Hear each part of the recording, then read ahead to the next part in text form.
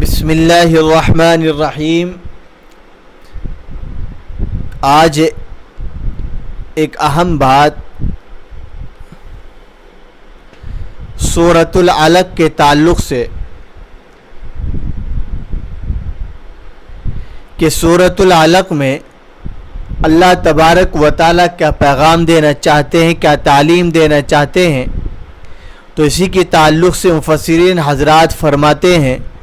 کہ قرآن کریم کی سب سے پہلی وحی جو آغاز وحی ہوا ہے، جو غار حرا میں نازل ہوئی ہے، وہ اس سورت کی ابتدائی 5 آیات ہیں، اس کی باقی آیتیں بعد میں نازل ہوئی تھیں۔ فرماتے ہیں مفسرین حضرات کہ آگے ابو جہل کی سرکشی اور اس کی بدبختی کا ذکر ہے،